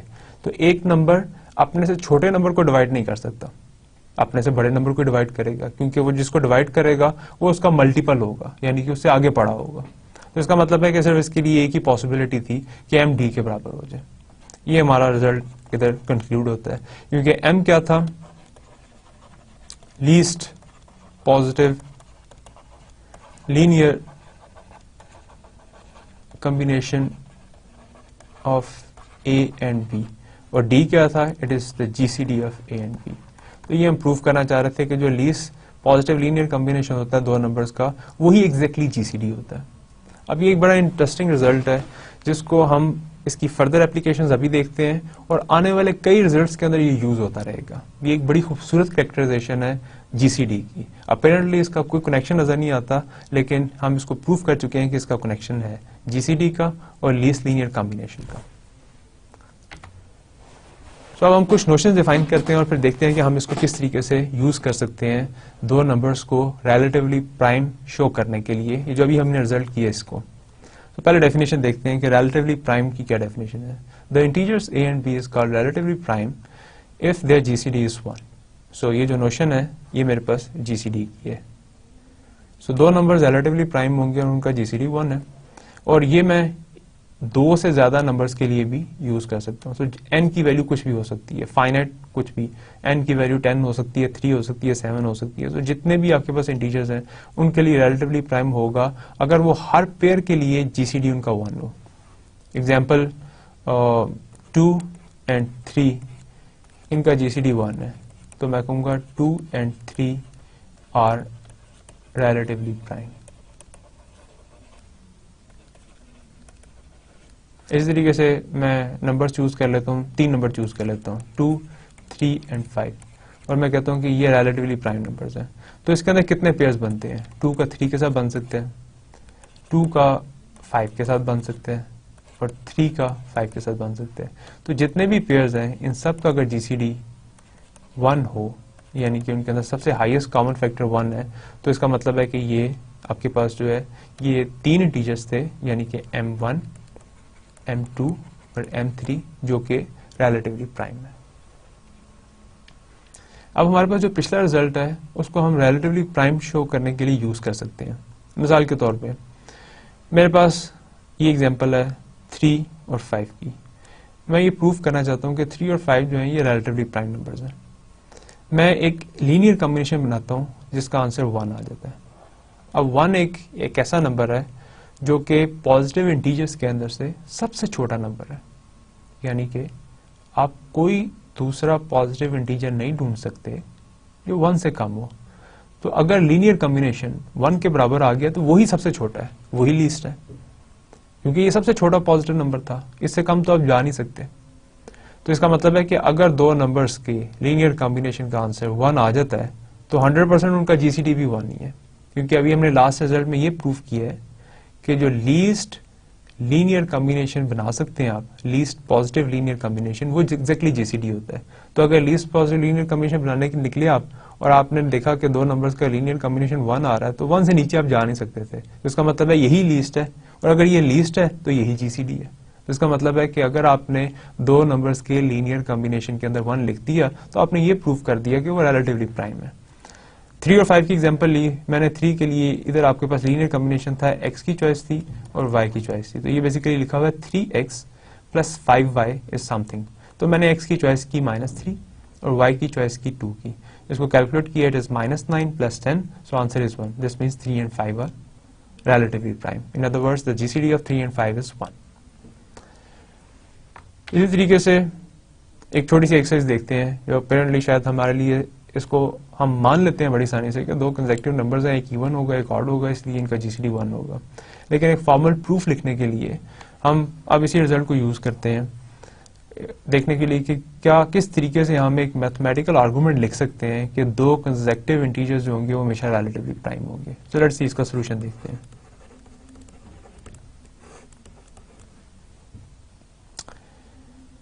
Assume two consecutive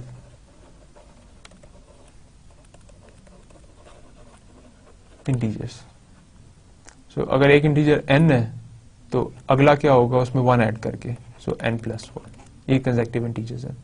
इसका लीनियर कॉम्बिनेशन कंसिडर कर लेते हैं, nx प्लस n+1 और y, ये n और n+1 का लीनियर कॉम्बिनेशन है। अगर ये 1 के बराबर किसी चॉइस के लिए आ जाता है तो उसका मतलब ये होगा कि इनका जीसीडी 1 है। मैं x की चॉइस करता हूँ -1 और y की चॉइस करता हूँ 1, देखते हैं क्या बनता है। n into -1 plus n+1 into 1, तो ये आपके पास आ जाएगा -n प्लस n+1, तो आंसर इज 1। इसका मतलब है कि आपके पास इन दो नंबर्स का जो लीनियर कॉम्बिनेशन बन सकता है, लीस्ट लीनियर कॉम्बिनेशन, वो 1 बन रहा है। इसे नीचे आप जा नहीं सकते, दिस इंप्लाइज कि n और n+1 का जीसीडी हमेशा 1 होगा, कोई भी दो कंसेक्टिव इंटीजर्स हो। अगर उनका जीसीडी 1 होगा इसका मतलब है कि हर दो कंसेक्टिव जो नंबर्स हैं वो रिलेटिवली प्राइम होंगे। नेक्स्ट हम कॉमन डिवाइजर्स और जीसीडी के अंदर एक खास रिलेशन देखना चाह रहे हैं कि जो बाकी कॉमन डिवाइजर्स थे उनका जो सबसे बड़ा कॉमन डिवाइजर था उसके साथ क्या रिलेशन है। सो थ्योरम की फॉर्म के अंदर पहले एक रिजल्ट देखते हैं और फिर बेसिकली ये वही लिखा हुआ है, लेकिन हम इसको देखते हैं कि टेक्निकली लैंग्वेज को हम किस तरीके से आसान कर सकते हैं। सो पहले मैं इसको पढ़ता हूँ कि if C is any common divisor of A and B then C divides GCD. So ये जो आपके पास नोशन लिखी हुई है ये जीसीडी की नोशन है। So this is GCD. अब C अगर एक कोई भी कॉमन डिवाइजर है A और B का तो उनके जीसीडी को डिवाइड करेगा। तो अब मैं प्रीवियस रिजल्ट को यूज करता हूँ, उसको यूज करके ये काफी सिंपल हो जाएगा। मिसाल के तौर पे suppose C is a common divisor of A and B। इसका मतलब है कि C A को भी डिवाइड करता है एंड C डिवाइड्स B। अच्छा, अब C A को भी डिवाइड कर रहा है, एक ही नंबर है जो A को भी डिवाइड कर रहा है और B को भी डिवाइड कर रहा है, तो इसका मतलब है कि इसके हर लीनियर कॉम्बिनेशन को भी डिवाइड करेगा। बाय प्रीवियस रिजल्ट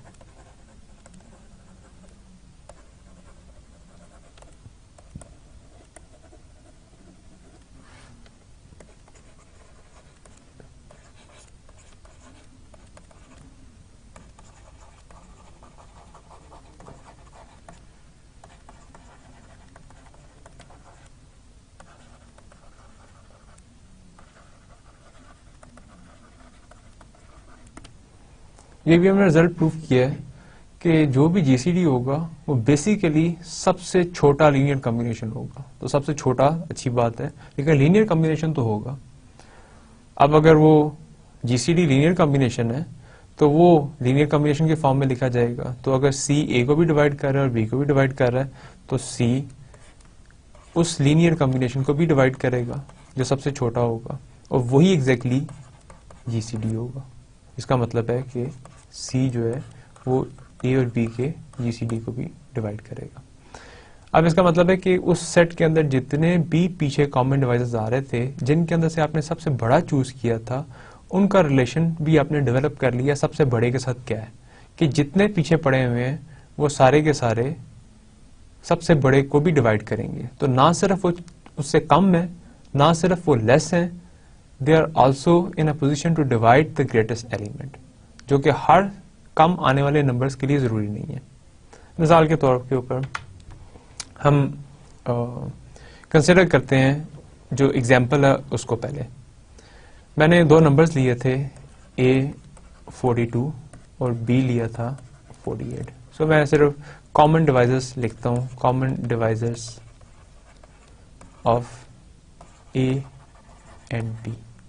सो वो थे 1, 2, 3 एंड 6, और ये जीसीडी था। So it was basically the GCD of 42 and 48। सो हमारा क्वेश्चन ये था, जो पिछला रिजल्ट था वो ये था कि जो बाकी कॉमन डिवाइसेस हैं उससे पहले तक, जिनमें 1 आ रहा है, 2 आ रहा है, 3 आ रहा है, इनका रिलेशन 6 के साथ क्या है। तो पहली चीज तो ऑब्वियस है कि ये 6 से पीछे पड़े हुए हैं, इसका मतलब है 6 से छोटे हैं। लेकिन हर छोटा नंबर बड़े नंबर को डिवाइड नहीं करता। हमने जब पिछला रिजल्ट किया तो उसके अंदर हमने कह दिया कि C अगर कोई भी कॉमन डिवाइजर है तो वो GCD को डिवाइड करेगा। इसका मतलब ये है कि 1 2 3 के ऊपर अब लाजम हो गया कि ये GCD को डिवाइड करेंगे, यानी कि अपने सेट के सबसे बड़े एलिमेंट को ये डिवाइड करेंगे। यानी कि 1 भी डिवाइड करेगा 6 को, 2 भी डिवाइड करेगा 6 को और 3 भी डिवाइड करेगा 6 को। लेकिन 6 से पहले और बड़े नंबर हैं, यानी कि 4 पड़ा हुआ है 6 से पहले, 5 पड़ा हुआ है, ये दोनों डिवाइड नहीं करते 6 को। तो इसका मतलब ये हुआ कि हमारे जो सेट है कॉमन डिवाइजर्स का, उसके अंदर सिर्फ और सिर्फ छोटे आने की कैपेसिटी नहीं है, बल्कि उससे ज्यादा है कि जितने पहले नंबर कॉमन डिवाइजर्स पड़े हुए पहले, वो सारे के सारे सबसे बड़े को डिवाइड भी करेंगे। तो इसकी बेस के ऊपर अब हम एक नए तरीके से डेफिनेशन दे सकते हैं ग्रेटेस्ट कॉमन डिवाइजर की। कुछ टेक्स्ट के अंदर डेफिनेशन जिस तरह हमने पहले दी थी उस तरह होती है, और कुछ टेक्स्ट के अंदर जिस तरीके से अभी हम डिफाइन करने लगे हैं, हमारे पास जो डेफिनेशन है GCD की वो इस तरीके से दी जाती है। So a positive integer D is called the GCD of A and B if it satisfies these two conditions, this one and this one. First condition कि वो जो जिसको आप GCD बना रहे हैं D को, वो A को भी डिवाइड करे और B को भी डिवाइड करे। तो इसका सिंपल मतलब क्या है कि वो A और B का कॉमन डिवाइजर हो, तो ये हमें पहले से पता है। देन अगर उसका कोई एक दूसरा डिवाइजर पड़ा हुआ है जो कि कॉमन है, उसका नाम E रख लेते हैं। सो E A को भी डिवाइड कर रहा है, E B को भी डिवाइड कर रहा है, यानी कि E बन गया कॉमन डिवाइजर A और B का। तो फिर उस E का और जो हम जिसको GCD बनाना चाह रहे थे D का, उनका क्या रिलेशन होगा, तो आगे लिखा हुआ है कि वो जो कोई और कॉमन डिवाइजर होगा वो इसको डिवाइड करेगा। तो इसका मतलब है कि अगर इस तरीके से आप डेफिनेशन दे सकते हैं तो ये एक अल्टरनेटिव वे है GCD को डिफाइन करने का। अब हम GCD के रिलेशन देखते हैं उसके मल्टीपल्स के साथ, कि GCD का उसके मल्टीपल्स के साथ क्या रिलेशन है। तो एक थ्योरम की फॉर्म के अंदर हम करते हैं कि let A and B be two integers, then जो हमारे पास CA और CB का जो GCD होगा वो बराबर होगा C टाइम्स ऑफ A और B का जो GCD है उसके लिए for any positive integer C। तो अब इसको जो हमारे पास डेफिनेशंस हैं उनकी बेस के ऊपर अगर हम देखें तो इनको प्रूफ लिखना बड़ा आसान है। मिसाल के तौर पे मैं फर्स्ट का प्रूफ लिखता हूँ कि कंसिडर CA and CB का GCD, so the GCD of C and CAB by previous result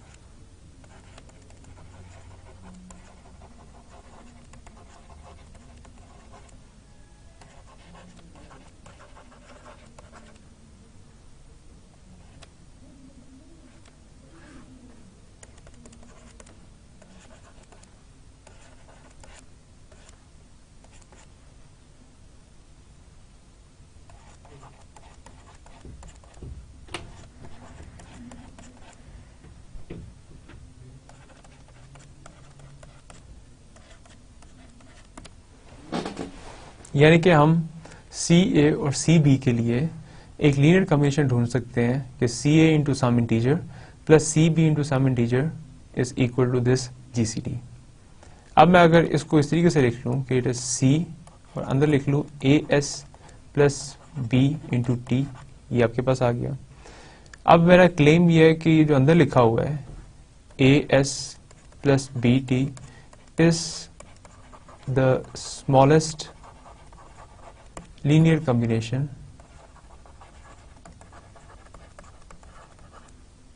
of A and B। अगर ये स्मॉलेस्ट नहीं होगा तो इसके साथ C मल्टीप्लाई होने के बाद वो CA और CB का भी स्मॉलेस्ट लीनियर कॉम्बिनेशन नहीं होगा। तो इसका मतलब है कि इसको स्मॉलेस्ट लीनियर कॉम्बिनेशन होना पड़ेगा A और B का। अगर ये A और B का स्मॉलेस्ट लीनियर कॉम्बिनेशन है तो मैं इसी रिजल्ट को दोबारा यूज करता हूँ कि जो भी स्मॉलेस्ट लीनियर कॉम्बिनेशन होगा वो GCD होगा। तो इसका मतलब है कि ये जो आपके पास अंदर लिखा हुआ है ये A और B का GCD लिखा हुआ है। तो इस साइड पे आपके पास CA CB यानी कि इन दो नंबर्स का जीसीडी आ गया, और राइट साइड के ऊपर आपके पास c times a into b यानी कि इसका जीसीडी आ गया। इसको एग्जांपल हम छोटी सी कंसिडर कर सकते हैं कि अगर आपके पास दो नंबर्स के जीसीडी का आपको पता है, से x और y के जीसीडी का आपको पता है कि ये 3 आ रहा है, तो 2x और 2y का जीसीडी क्या होगा? तो वो बराबर होगा, 2 को कॉमन ले लें तो आपके पास x और y का जीसीडी आ गया, और वो आपको पता था कि वो 3 था। तो मैं इस तरीके से कह सकता हूँ कि अगर x और y का जीसीडी 3 होगा तो 2x और 2y का जीसीडी 6 होगा। तो मैं इस तरीके से नंबर्स के मल्टीपल्स के लिए इस रिजल्ट को यूज कर सकता हूँ। इसका दूसरा पार्ट है कि अगर हमारे पास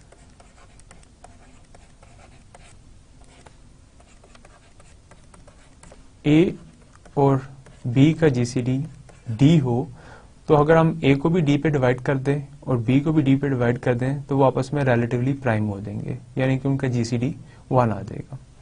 तो हम अब प्रीवियस रिजल्ट को इसके लिए यूज कर सकते हैं। पहली चीज ये है कि a by D and b by D R integers. ये इंटीजर्स क्यों है? क्योंकि d जो है वो जीसीडी है a और b का, तो इसका मतलब है कि d कॉमन डिवाइजर है a और b का, तो d a को भी डिवाइड करेगा। अगर d a को डिवाइड करेगा तो इसको जब आप कैलकुलेट करेंगे तो आंसर एक इंटीजर आना चाहिए। अगर d b को भी डिवाइड करेगा तो तब भी आंसर एक इंटीजर आना चाहिए। तो ये दोनों इंटीजर्स हैं, और मैं पिछले रिजल्ट को यूज करने के लिए c की वैल्यू जो है वो d रख लेता हूँ। तो अब मेरे पास ये रिजल्ट बनेगा d into a by d into b by d क्या आएगा?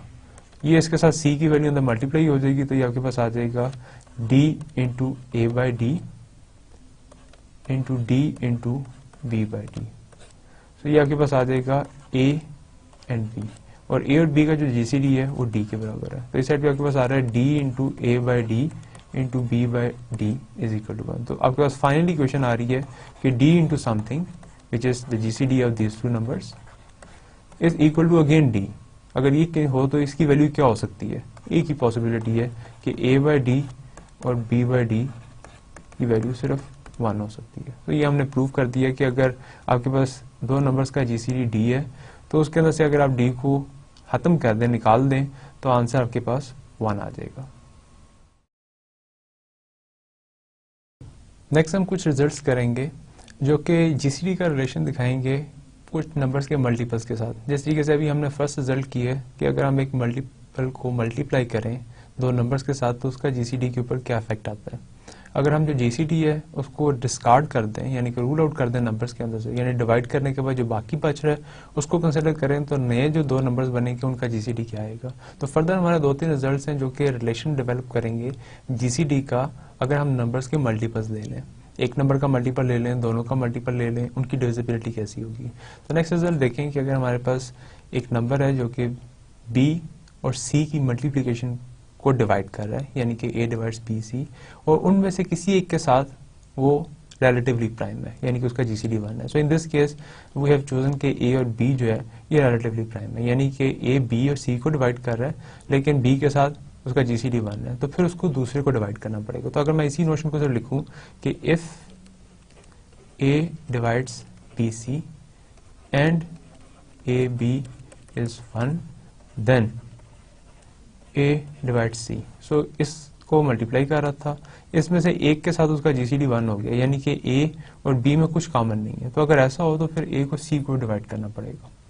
तो प्रूफ देखें इसका किस तरीके से है। सो सपोज कर लेते हैं कि a b और c को डिवाइड करता है, ये हमारे पास गिवन है।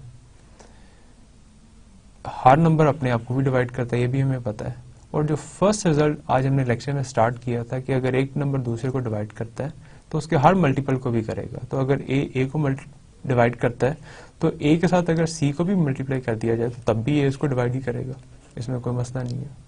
इसका मतलब ये हुआ कि a c को भी डिवाइड करता है और a b c को भी डिवाइड करता है, यानी कि a is common divisor of AC and BC। अब हमने एक और रिजल्ट किया है कि every common divisor must divides the greatest common divisor. इसका मतलब है कि अगर A एक कॉमन डिवाइजर है तो उसको इन दो नंबर्स के जीसीडी को भी डिवाइड करना पड़ेगा। इसका मतलब है कि ए शुड डिवाइड्स ए सी और बी सी के जीसीडी को। अब ए सी और बी सी का जीसीडी क्या होगा इसको देख लेते हैं। ए सी और बी सी का जीसीडी के अंदर ए के साथ भी वही नंबर मल्टीप्लाई हो रहा है जो बी के साथ मल्टीप्लाई हो रहा है, तो उसको हम कॉमन ले सकते हैं। तो ए बी और साथ सी आ गया। ये हमारे पास गिवन है कि ए और बी का जीसीडी 1 है, तो इधर 1 लगाएगा तो 1 इंटू सी आ गया, answer is c. This means कि ए डिवाइड करेगा सी को।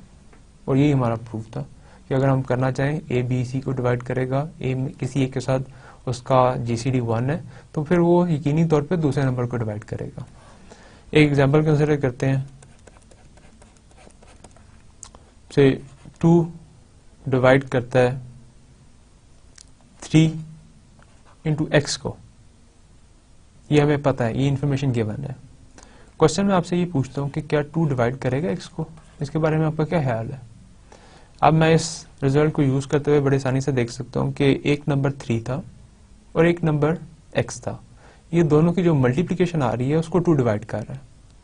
अपेरेंटली नजर आ रहा है कि 2 और 3 कंसेक्टिव नंबर्स हैं, तो इसलिए इनका जीसीडी 1 होगा। तो उन दोनों में से जिनकी प्रोडक्ट को 2 डिवाइड कर रहा था उनमें से एक के साथ रिलेटिवली प्राइम हो गया। अगर ऐसा है तो ये रिजल्ट कहता है कि उसको यकीनी तौर पे दूसरे को डिवाइड करना पड़ेगा। तो 3 के साथ रिलेटिवली प्राइम हो गया, तो दूसरा नंबर बचा सिर्फ x। इसका मतलब है कि 2 को x को डिवाइड करना पड़ेगा। तो इस तरीके से हम छोटी छोटी प्रॉपर्टीज को यूज कर सकते हैं नंबर्स को समझने के लिए, अननोन क्वांटिटीज को भी समझने के लिए कि डिविजिबिलिटी किस तरीके से काम करेगी। इस तरीके से ये भी एक रिजल्ट है जो कि जीसीडी का उसके मल्टीपल्स के साथ है। तो अगर ए बी और सी को इंटीजर्स हैं, ए का बी के साथ और ए का सी के साथ, दोनों के साथ इनका जीसीडी 1 है, तो बी और सी की अगर आप प्रोडक्ट कर लेंगे तो फिर भी उसके साथ उसका कुछ भी कॉमन नहीं आएगा सिवाय 1 के, यानी कि जो ग्रेटेस्ट कॉमन डिवाइजर है वो 1 ही रहेगा। सो इसका प्रूफ देखिए हम कैसे करेंगे। फर्स्ट पार्ट का ये हमारे पास गिवन है कि ए और बी जो है और ए और सी जो है इनका जीसीडी 1 है। सो बाय प्रीवियस रिजल्ट जो हमने अभी आज किया है,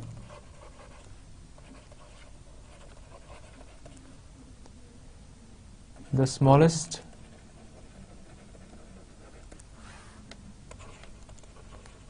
linear combinations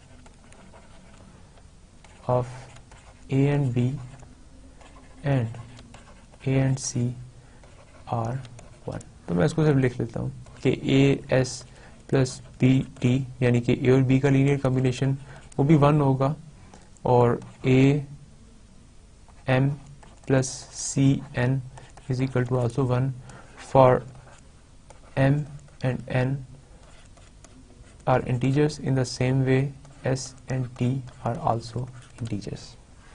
अब हमने b c का a के साथ रिलेशन निकालना है, तो इधर से b की value in terms of a निकाल लेते हैं और इधर से c की value in terms of a निकाल लेते हैं और देखते हैं कि इनके आपस में क्या रिलेशन आएगा।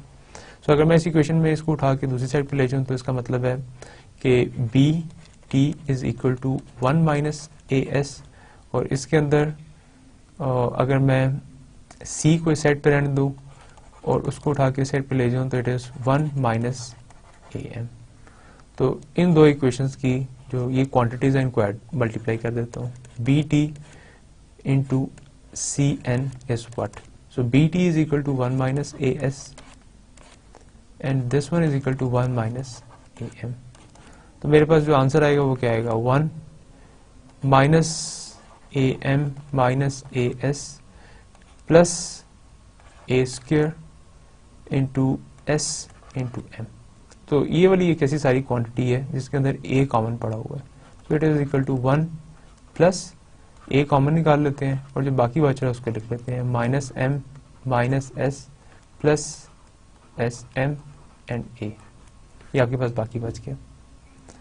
तो अगर मैं इसको कंबाइन करके इसके साथ लिखूं तो ये क्या लिखा जाएगा, इसको बी और सी को कॉमन कर लेते हैं और टी और एन को कॉमन कर लेते हैं, तो ये बराबर आ रहा है 1 plus a into minus M minus S plus S m a. इसको उठा के उस साइड पे ले जाएं तो ये आपके पास बना B C T N plus A, sign change हो जाएगा तो मैं अंदर साइन चेंज कर देता हूँ, एम प्लस एस -MSA और राइट साइड पे सिर्फ 1 बच गया। ओके, सो अब अगर आप इस इक्वेशन को एनालाइज करें तो मेरे पास दो क्वांटिटीज हैं, BC एंड A। तो ये आपके पास लिखा हुआ है BC और ये A लिखा हुआ है। अंदर क्या पड़ा हुआ है, BC के साथ क्या चीज मल्टीप्लाई हो रही है, T और N। T एक इंटीजर था, N एक इंटीजर था, मल्टीप्लाई होके फिर एक इंटीजर आएगा। M एक इंटीजर था, S एक इंटीजर था, M ऐसे सारे इंटीजर्स थे। मल्टीप्लाई होने के बाद और ऐड और सब्ट्रैक्ट होने के बाद अगेन आंसर एक इंटीजर आएगा। तो BC के साथ एक इंटीजर मल्टीप्लाई हो रहा है, A के साथ एक इंटीजर मल्टीप्लाई हो रहा है और आंसर 1 आ रहा है। इसका मतलब है कि 1 is the linear combination of BC and A। अब 1 से छोटा लीनियर कॉम्बिनेशन आप नहीं बना सकते क्योंकि 1 सबसे छोटा पॉजिटिव इंटीजर है। 1 से छोटा कोई पॉजिटिव इंटीजर नहीं पड़ा हुआ। अगर यह A और BC का सबसे छोटा पॉजिटिव इंटीजर है, सबसे छोटा पॉजिटिव लीनियर कॉम्बिनेशन है, तो हम वो रिजल्ट यूज कर सकते हैं कि जो सबसे छोटा पॉजिटिव लीनियर कॉम्बिनेशन होता है वो GCD के बराबर होता है। इसका मतलब हुआ कि A और BC का जो GCD है वो 1 आ जाएगा और ये हमारा जो रिजल्ट है वो कंक्लूड करता है।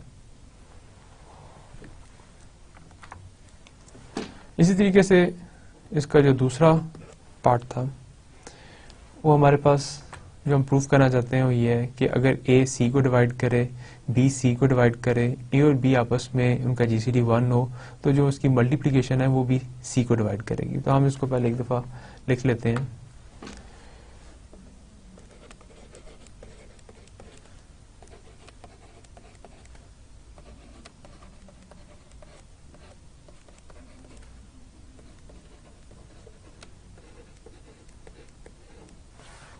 तो देखिए इसका सॉल्यूशन कैसे होगा। हमारे पास गिवन है कि A C को डिवाइड करता है और B C को डिवाइड करता है।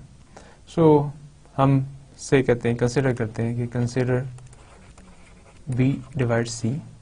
देन इसकी डेफिनेशन यूज कर लेते हैं कि C is equal to some S into B, यानी कि C जो है वो B का मल्टीपल है for S belongs to integers.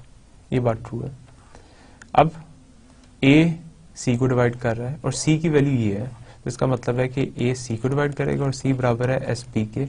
इसका मतलब है कि A S और B को डिवाइड करेगा। अब अगर A S B को डिवाइड करता है तो ये हमारे पास गिवन है कि A B के साथ रिलेटिवली प्राइम है। अब A दो नंबर्स की मल्टीप्लिकेशन को डिवाइड कर रहा है और उनमें से एक के साथ उसका GCD 1 है। This implies that A must divides S, यानी कि S is equal to A into T for some T belongs to integers। अब ये वाली आपके पास जो वैल्यू है S की, ये आप इस जगह सब्स्टिट्यूट करते हैं तो C is equal to A into T into P और इसको आप सीधा करके लिख लें तो it is T and AB। सो आपके पास इक्वेशन आ रही है कि C is equal to T times AB, यानी कि AB को अगर आप किसी नंबर T के साथ मल्टीप्लाई करें तो C आ रहा है। इसका मतलब है कि AB is a multiple of C और इन other words AB divides C, जो कि थ्योरम हमारा कंक्लूड करता है।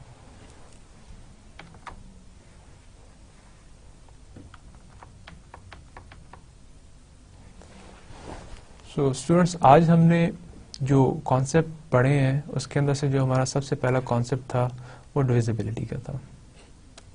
डिविजिबिलिटी के अंदर जो सबसे इम्पोर्टेंट चीज़ है वो ये समझना है कि मल्टीपल होने का मतलब सिर्फ और सिर्फ इंटीजर है, इंटीजर मल्टीपल, ना कि कोई और नंबर मल्टीपल। यानी कि 7 2 का मल्टीपल नहीं हो सकता क्योंकि 2 के लिए कोई इंटीजर नहीं पड़ा हुआ जो कि मल्टीप्लाई होने से 7 दे रहा हो। तो ये सबसे इंपॉर्टेंट कॉन्सेप्ट है डिविजिबिलिटी का। फिर हमने जो फर्स्ट थ्योरम किया वो डिविजिबिलिटी प्रॉपर्टीज थी, जो आज का हमारा थ्योरम 1 था और उसको आपने देखा होगा, जिस तरह मैंने शुरू में कहा था कि हम काफ़ी जगह यूज़ करेंगे उन बेसिक प्रॉपर्टीज़ को जो कि अप्लाई हो रही हैं डिविजिबिलिटी की बेसिक डेफिनेशन से। देन हमने डिवीजन एल्गोरिथम किया और उस डिवीजन एल्गोरिथम को सबसे पहले फॉर्मुलाइज किया कि जो हम अपने एलिमेंट्री स्कूल के अंदर जो डिवीजन करते हैं उसके पीछे बेसिक थ्योरी क्या है, उसको समझा, उसका प्रूफ किया और फिर हम उस डिवीजन एल्गोरिथम को यूज किया जीसीडी का सबसे इम्पोर्टेंट रिजल्ट प्रूव करने के लिए कि जीसीडी और लीनियर कॉम्बिनेशन के अंदर क्या कनेक्शन है। और उनको प्रूव करने के बाद जो ही हमारे पास ये समझ आ गई कि जीसीडी और लीनियर कॉम्बिनेशन के दरमियान एक कनेक्शन है, तो हमने लीनियर कॉम्बिनेशन की बेस के ऊपर जो मल्टीपल्स बन सकते थे उनका कनेक्शन निकाल लिया जीसीडी के साथ। और हमने जितने भी रिजल्ट्स किए हैं वो सारे के सारे डिपेंड कर रहे थे उस मेन कनेक्शन के ऊपर। इसी के साथ हम आज का लेक्चर कंक्लूड करते हैं। Thank you very much.